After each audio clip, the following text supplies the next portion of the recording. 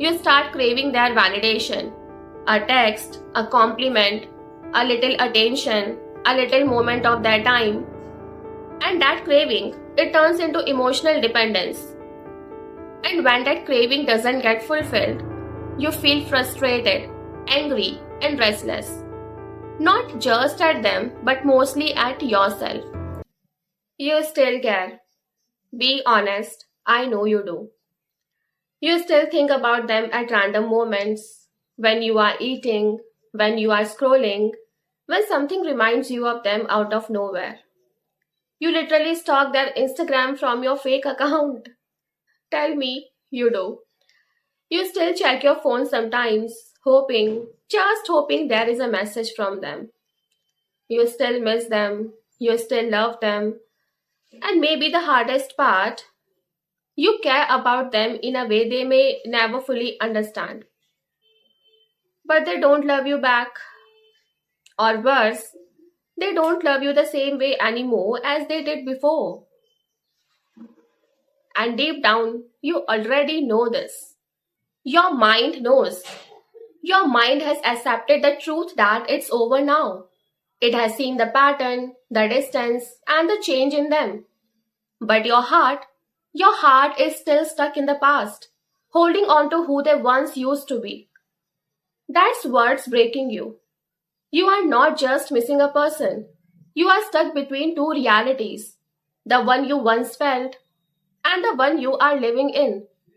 Your heart says, try a little more, but your mind says, walk away. And you are just standing there, exhausted in between. So let me ask you something honestly.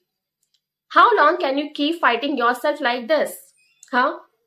Because this isn't just about them anymore. This is about what it is doing to you. You are suffering every day. Your peace, it is gone. Your confidence, it is shaken. Your thoughts, you are constantly questioning yourself. What did I do wrong? Why did they change?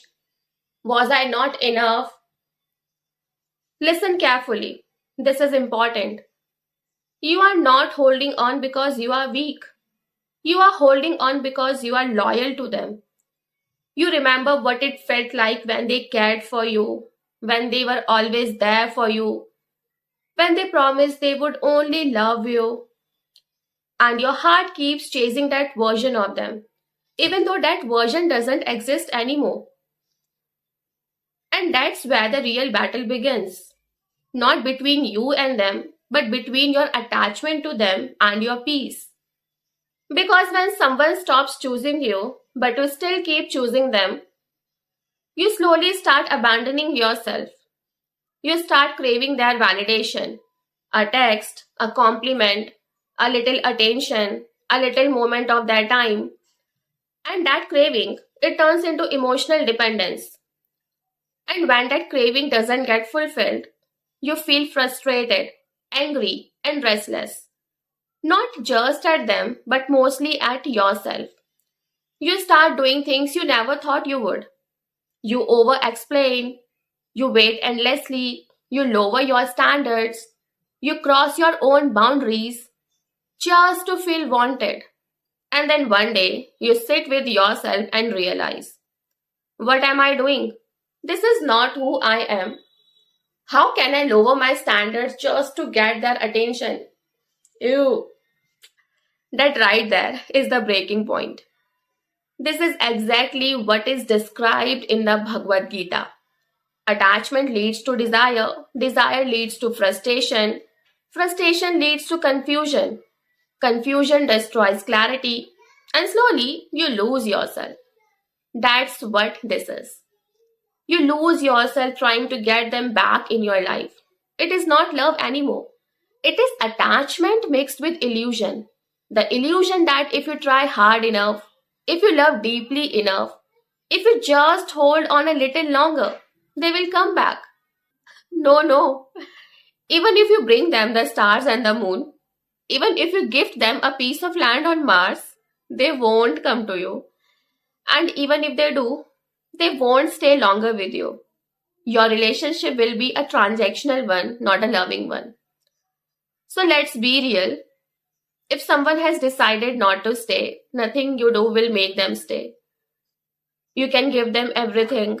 You can beg. You can prove. You can sacrifice everything for them. But you cannot force someone to choose you.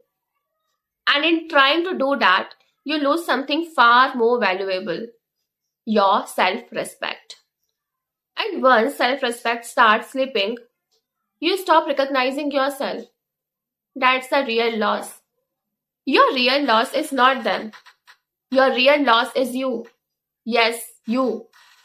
Because people can change, feelings change, promises fade, and the person who once said, I will always be there for you, you are my person, I can't live without you, can become someone who doesn't even check on you.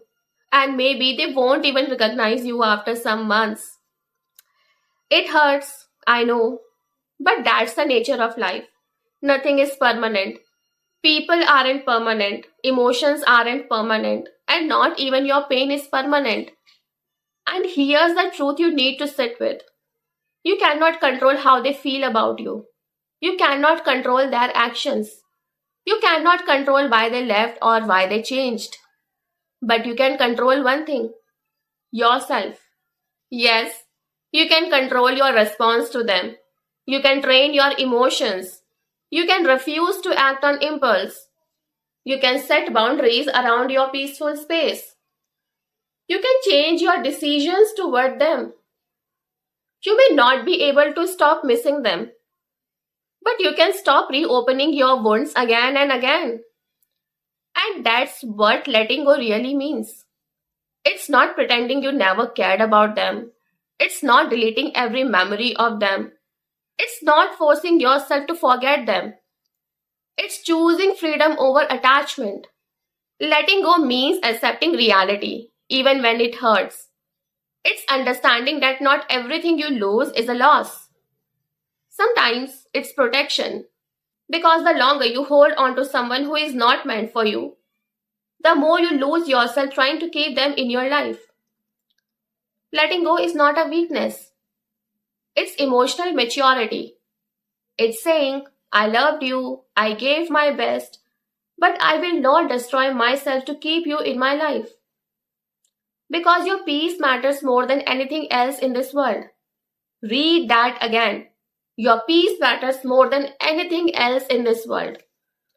More than late night overthinking, more than unanswered text, more than temporary moments of attention. And this is where discipline comes in. Because healing is not just emotional, it's behavioral. There will be days you want to text them, you will want to check their socials, you will want to just see what they are doing. But understand this clearly: one message might give you 10 minutes of relief, but it can cost you 10 weeks of progress. So you need to pause, not because you don't care, but because you finally need to care more about yourself. You should always remind yourself, my peace is more valuable than this impulse. And every time you choose not to go back, you are not losing them. You are choosing yourself. That's a strength. Real strength is not in holding on. It's in knowing when to walk away even when your heart begs you to stay. Yes, it will hurt. You will miss them. You will have bad days. You will feel lonely sometimes. That's part of healing. But slowly, something shifts. You start breathing again. You start thinking clearly again. You start becoming yourself again. And one day you will look back and realize you didn't lose them. In fact, you found yourself. So say this to yourself and mean it. I'm not here to beg for love. I'm not here to prove my worth to someone who cannot see it. I'm here to grow, to heal, to become whole on my own. Because you already are enough. And you were never lacking. And remember this: their inability to love you right is not proof that you are hard to love. It's proof that maybe they were not the right person for you. So, no, this is not rejection. This is redirection. Life is not taking something away from you, it is making space for something better. But that only happens when you stop looking back. This is what Krishna said to Arjuna. Be steadfast in yoga, O Arjuna. Perform your duty and abandon all attachment to success or failure. You did your part, you loved sincerely. That was your karma and duty. But the response, that was never in your control. So now, let go of what drains you. Let go of what exhausts you. Release the outcome and come back home to yourself. Not because you stopped caring, but because you finally need to start choosing yourself.